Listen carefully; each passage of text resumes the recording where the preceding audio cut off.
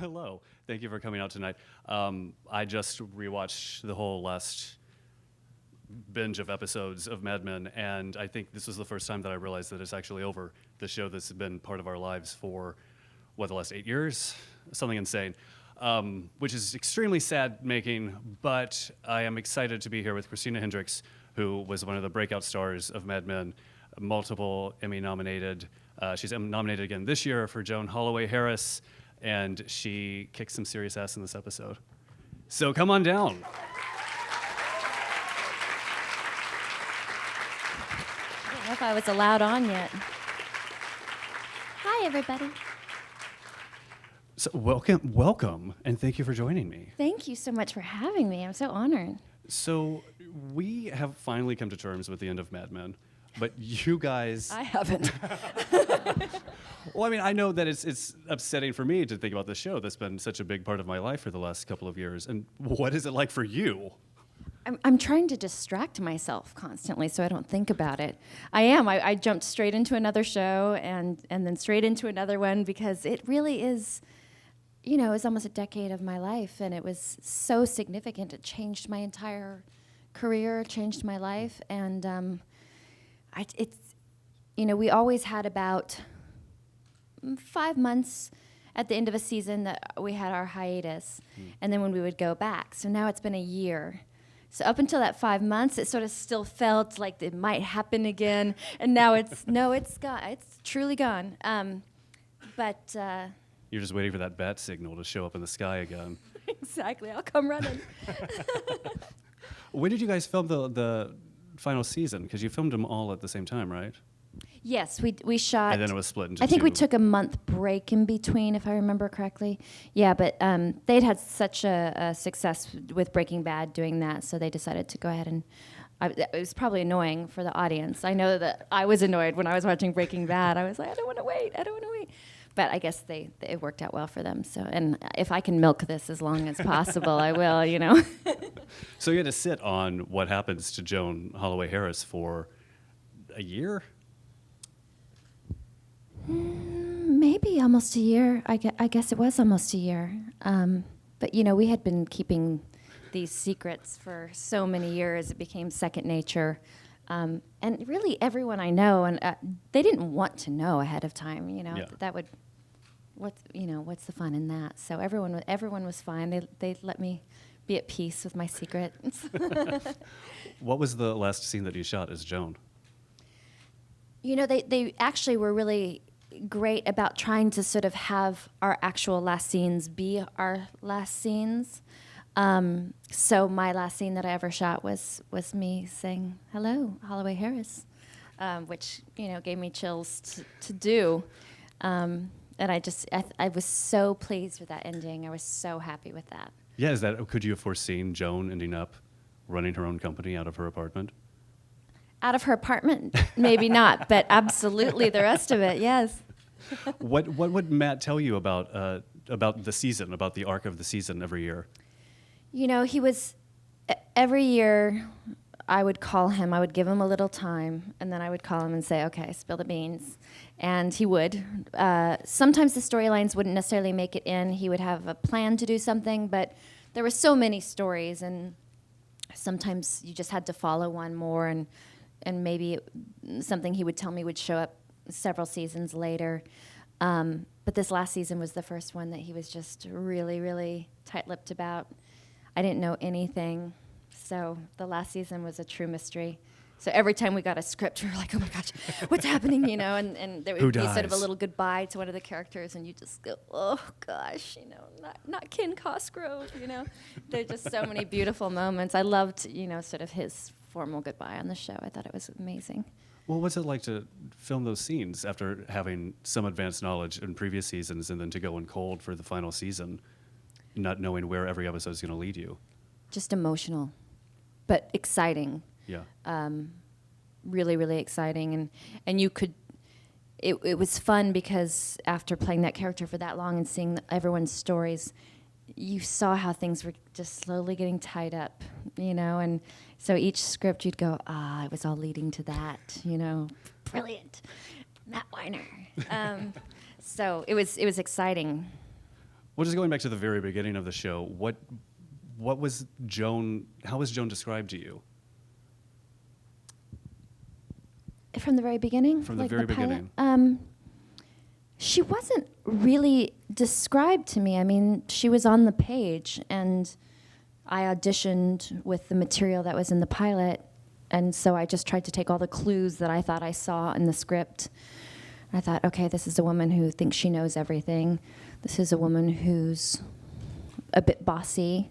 This is a woman who seems to have confidence and freedom with her sexuality. And I had to, that's what I had. And I really had 2 scenes where I just walked around and showed Peggy the office. Yeah. So I had to sort of create who she was in those 2 scenes. And that's who she became. So it all went from there. Was Matt writing stuff for her based on you? Were you inspiring him? Were you kind of steering him towards creating who Joan ultimately became? I think only Matt could answer that question. I certainly think that Joan changed significantly from the beginning to the end, or more was revealed about her character. And I would say probably Joan is more like Christina at the end than at the beginning. But then again, she was a real bitch at the beginning, so of course I'm not going to say that. She softened up a little bit. I'll ask your co-stars. Yeah, exactly. Ask them. Do you have a favorite moment from Joan's arc? Because she went through some serious stuff. She had some hard hits. I mean, of course, I love the Joan Roger story. I love the history that was created with those two, and where they started and where they ended up. I thought was really a beautiful story and a very realistic type of love story. And I, of course, love the Joan and Peggy, sort of where they started and ended up, and how they learned from one another, and how they sort of butt heads all the way to the end, and yet had this mutual respect for one another. And I loved watching that relationship unfold. That was my favorite relationship on the series, because it's these 2 women that you want so desperately to be friends and to get drinks and have lunch with and gossip and bitch and moan. And you want that so badly, and Matt is sitting there going, I know you want it, but that's not the story that I want to tell. He and always does that. I'm going to tell you a better story, one that you don't even know that you want. Yeah. Because the 2 of them having Bloody Marys, and Joan is like, come join me. We're going to have our own company. Yeah. And you're like, oh, I would love that. I would love that spinoff so bad. And then Matt's like, I'm not going to give it to you. Yeah, and when I read it, I went, yes, this is the perfect way this is going to end. And I completely thought she was going to say yes, and that was going to be sort of like this amazing ending. And then it was like, wah, wah. And then you think Joan's going to fall in love, and she's going to end like, and then it's wah, wah. And you're, every time I turn the page, I was like, wait a minute, what's happening? Yeah, that must have been a little panicky for you, because I assume you're protective of Joan. And I am, but like you said, it's always better than what I imagined it would be. So I always had 100% trust in what Matt would come up with. Did you have a secret dream of where Joan would end up by the end of the series? I didn't. A lot of people sort of said, what do you want for Joan? And I said, I don't, you want her to fall in love and be happy and successful, and then it's not Mad Men. So you don't want that, because you want it to be authentic to the show. What was so amazing about Joan in this last season is you're watching Mad Men and you think, okay, as an American, I want to fall in love and I want to be successful in my job. And Joan has all of that, and then she looks around and goes, I didn't know all of the terms and conditions that are going to apply to this situation, and I want something that is different, that I have more agency over. Mm-hmm. And then she gets that wonderful arc in this episode where she sits there, and it's a totally different person than we met in season 1, but no less empowered and no less mesmerizing. I think she, unlike some of the characters in the show, I think Joan learned from her mistakes a lot and grew from them. And I think Peggy did too. So I think that she watched along the way and saw, what she was able to do and where her talents lied, and the limitations that she thought she had in the beginning of the season. She saw all that change over a decade, and she took advantage of that and moved forward and didn't say, well, of course I'm not going to be able to get to do that because I'm a woman, which she said many times in the beginning. Yeah. Well, that she walks away from a millionaire to pursue her own dreams, and because she wants to work, and she's willing to walk away from richer. Smart. She's smart. What was the tone on set like for these last episodes? Very emotional. There was a lot of staying even if you weren't working and just sort of hanging out in between. And the last day was like having a 20-hour breakup with someone that you still loved. And you're just like, oh, God. And just then someone else would do their last scene, and we would all go in with a bit of champagne, and they would thank the crew and give a toast, and then Matt would say something wonderful, and we would all be crying. And, this had to go through for every single character. And we stayed till, I think, 5 a.m. or something, and just, So you all ended up working drunk in true Mad Men fashion. Well, yeah, exactly. I think how it worked was you didn't drink until you did your scene, and then you just went for it. Yeah, like happy hour. You don't drink when you're in the office, and then you go for it. Some people's happy hour started earlier than others. When Matt was bringing in new people and people in Joan's life, were you in on those auditions? Because I know that he's really involved with the audition process. Yeah, no. None of us were ever involved in the auditions unless it was John who happened to be directing those episodes, or Jared Harris. But other than that, no, we were never involved. So if you found out that all of a sudden you were getting a husband, you just crossed your fingers and just hoped, Yeah, what is that like when some guy walks on set and you're like, oh, okay, so we're going to jump into bed together, so hello. Yeah. It's, well, I mean, all you actors know, you just have to take a deep breath and do it and be as open and honest with your scene partner as you can and go over the rules beforehand and when it comes to a love scene. But it was strange. I don't know if anyone knows this, but there was a different Greg at first, my husband. There was a scene where he proposes to me that got cut from the show. But in that same episode, I think it's that he's lying in bed. It's a totally different guy. I don't think anyone's ever noticed it or said anything. I'm like, that is not him. That is a different man in my bed. And then the next scene it's Sam, and it's a whole different person. So that was a bit odd because I didn't know that was going to happen.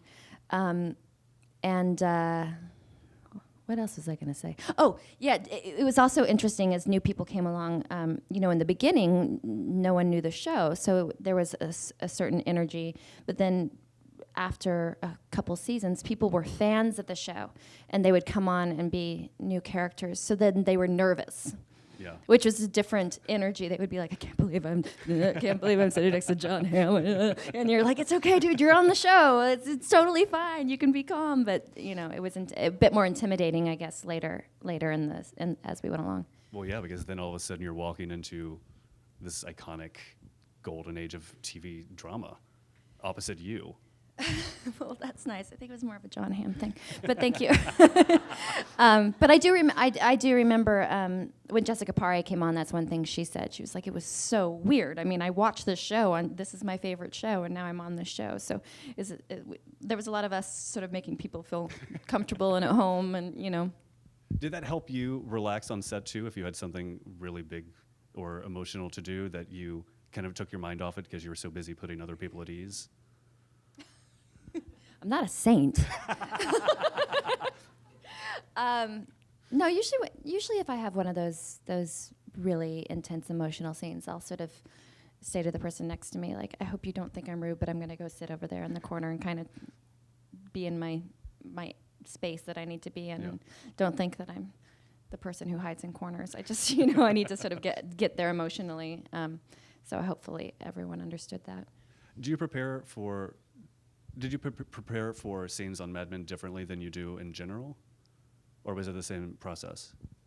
I think it was the same process. I mean, we had the luxury of having so much history with these characters, so in some ways it came easier because you knew sort of how they would react to certain things, and you had an idea of how the other actor might do it. So there was the luxury of that knowledge that you don't always have.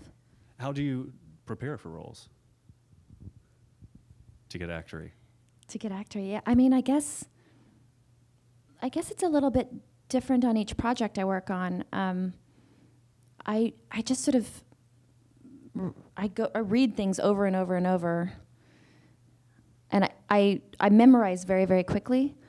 So sometimes if I read the scene twice, it's in there, and then I let it sort of marinate in there, and I have a lot of sleepless nights, or I wake up and I'm like, you know, I like to just have it in my head for a long time and walk around with it, and things start to sort of, but you know, in television you don't have much time, and you get the script maybe a day or two before you might be doing the scene. So we have a table read each week, which was so important and so great. It sort of became our rehearsal, because you would hear the other people, you would hear the whole thing out loud, and you'd go, oh, okay, this is how. And then Matt would pull us all aside and say, you guys don't leave, I want to talk to you, you guys don't leave. And he would just say, this is what I want to accomplish in the scene. This is, if he had like very specific notes, even if he wasn't directing, he would, so we would all leave with the idea of what the intentions were and what we really needed to capture in that scene.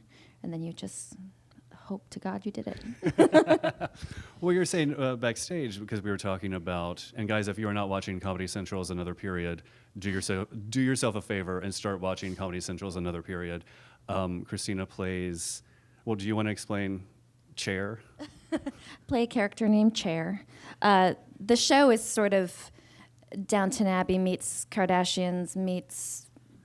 the darkest comedy you can imagine. It's Natasha Leggero and Ricky Lindholm, and it's set in 1902 Newport, and they all have way too much money. And Christina plays Celine, a former prostitute turned scullery maid. Yes. And they just the rich family decides that Celine is too difficult to pronounce, so they just call her the first object that they see, which is a chair. Yes, so my name's Chair, much to my chagrin.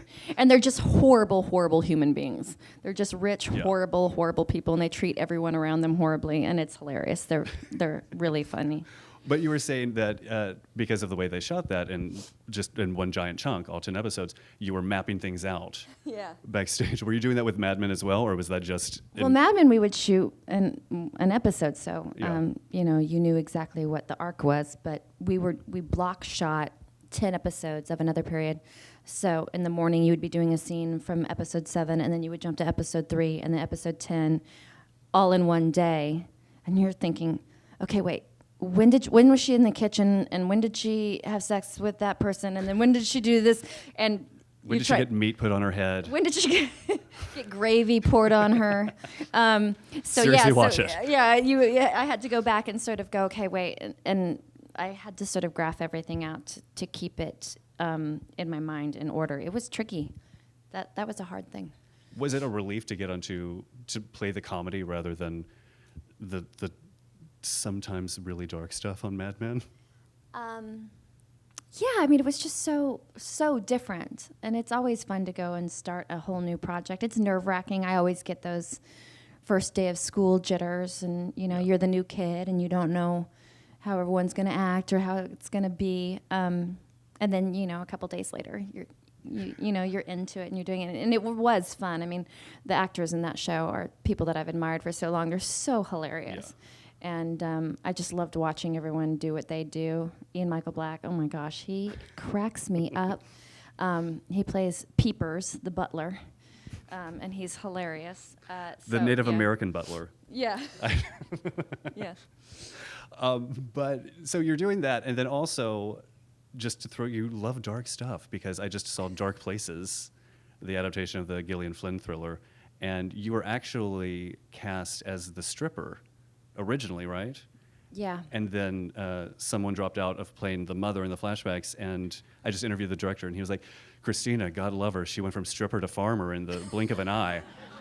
That's who I am. No, it was my good fortune. I had just done God's Pocket and Lost River, right, one after the other. After finished that season of Mad Men, and then so they were all very heavy films that I did, and they asked me if I would do Dark Places, and I thought, well, this is kind of fun. She's like on a lot of drugs. She's a stripper. Like I've never played a character like that before. And I thought, well, it's a small role, but how fun to just go and get to do something like that. And I thought, and I'm exhausted, so this works out perfectly. I'll go for a week and do this, and then go back to Mad Men. So I got on set and I was in hair and makeup, just getting ready to just sort of do a hair and makeup test and make sure everyone was happy. And they said, Gilles, the director, and Charlize would love to see you on set. And I thought, oh, they don't like the look, or they're going to want to change something. So I got to set, and they said, do you want to play Charlize's mom instead? Which is like a completely different role. And in a flashback. Not present day Charlize Theron. It's in flashbacks, which I knew. I said that to someone, and they were like, Christina Hendricks was so offended that they asked her to play Charlize's mother. I was like, no, I was shocked because I came to play another role. I don't know how that got lost in translation, but I was shocked because I was not prepared to play this much larger role with a lot. So I said, can you guys give me an hour to like go back and read it, and so I went home and worked on it. I think I got 2 weeks, and then I came back and played the different roles. So Andrea De Matteo played the other role, and she was fantastic. So it all worked out. Well, you mentioned God's Pocket, and I know that you were also in Ryan Gosling's film directorial debut, and Jared Harris and John Slattery have directed episodes of Mad Men. Is it different to be directed by an actor? I think so. I think that there's an emotional connection with an actor. I think they sometimes know how to speak to another actor better to get the performance that they're looking for. There's key words that maybe we all know work. And some directors, they're trying to get you to do something, and you're like, but why? I don't understand, but why? And they're like, just try it. Because sometimes they can be a bit more technical, maybe. So I think that there's an emotional sort of shortcut with another actor. What are the key words? I don't know now. As soon as I said that, I was like, does anyone know what those are? Well, if I may, I have a couple of Super Actory SAG Foundation lightning round questions. Ooh, I'm not good with fast questions, but we can try. Oh, no, I'm really terrible at this. Like, I've done it for the last week, and everyone's just like, this is the slowest lightning round that I've ever been subjected to. This will be slower. It's just, I just kind of mosey through them. Okay. It's more of a heat lightning situation. Okay, good. I like that. I like your style. How did you get your SAG-AFTRA card? I did a Visa check card commercial with Pierce Brosnan 2 weeks after I moved to Los Angeles, and that was how I got my SAG card. What was that set like? It was super fun. He was so nice, and it was for James Bond, and he had just had a baby, so he wanted to like hang out in his trailer and drink champagne with his wife, and so I would just sit in my trailer waiting, and I was like, awesome, now I'm getting overtime. Now they have to bring me back tomorrow. This is the best gig ever. I was like, relax, Pierce, take your time. And then you thought, it's going to be like this always. Yeah, I was thrilled. Are you kidding me? It was like a big commercial after 2 weeks. I was super excited. How did you get your equity card? Do I have an equity card? Oh, do you? I just assumed because you did April and Company. No, I guess that's how I got it. Do you have one? Am I going to get kicked out? We're gonna Wikipedia this later, guys. I think I have something that says something on it that says that I'm an equity. Well, speaking of April and Company, are you ever planning to come to Broadway? I would love to. I've got something in the works possibly, but I'm not allowed to say it yet, so I'll wait because I don't want to jinx anything, but I'm really excited. So even if this isn't the project, I would love to do something. Yeah, and I'm here now. I'm like a New Yorker now, so it'd be perfect. Yeah. How do you typically prepare for an audition? Oh gosh, I'm so bad at auditions. I get so nervous. I'm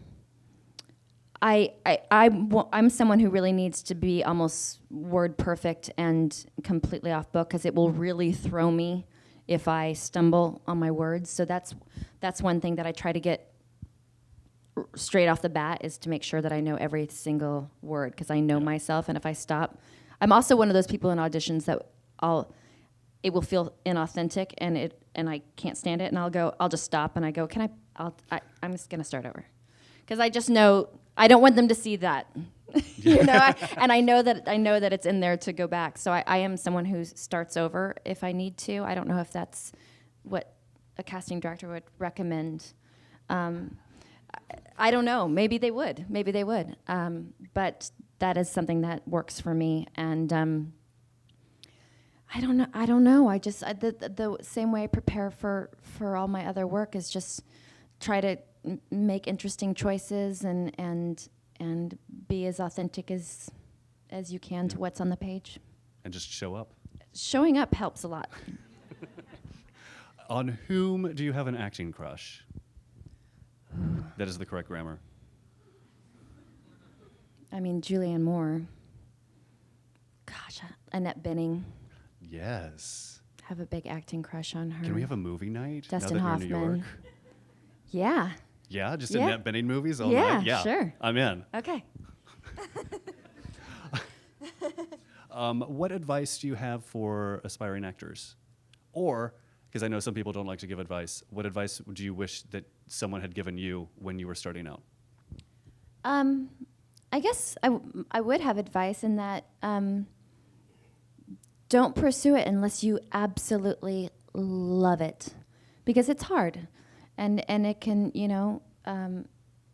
it's competitive and it's sometimes soul crushing, and it can be so rewarding, and it can be the most beautiful experience ever. But you really have to love it. And you gotta stick it out. Sometimes there'll be some times where you're not working and it feels pretty dire, and you gotta just keep going at it.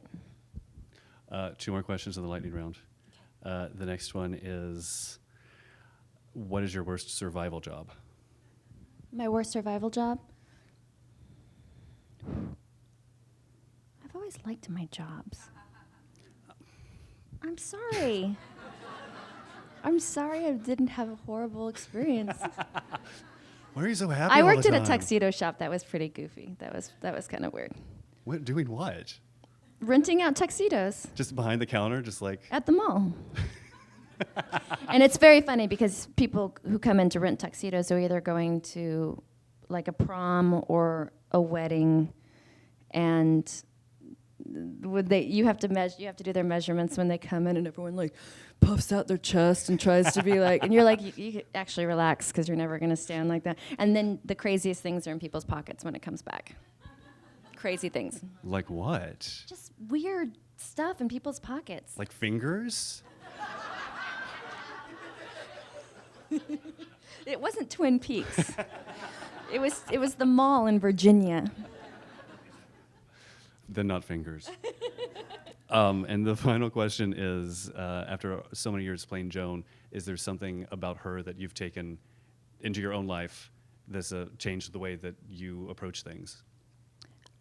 I think so. I mean, early on, I started noticing how people were responding to the character, and I realized people were really loving her because of her resilience and her sort of she always bounces back and moves forward, and a certain kind of confidence about that I hope that I have learned a little bit of that. I just try to take a punch and get up and go, and I do think about her, and I do think about that quality, and I mean, it'd be a shame to play a woman with that wonderful quality and not learn a little bit from her. So I hope I did a little bit. I think you did. I think we all learned a little something from Joan Holloway Harris. Oh, that would be nice. I definitely did. Ask my coworkers. On that note, Are you the Joan of the office? I am the Joan of the office, actually. I mean, yeah. Wow. Guys, thank you so much for coming out. Yes, thank you Christina for coming. Hendricks, thank you so much for joining me. Thank you very much. All of you have a fantastic night.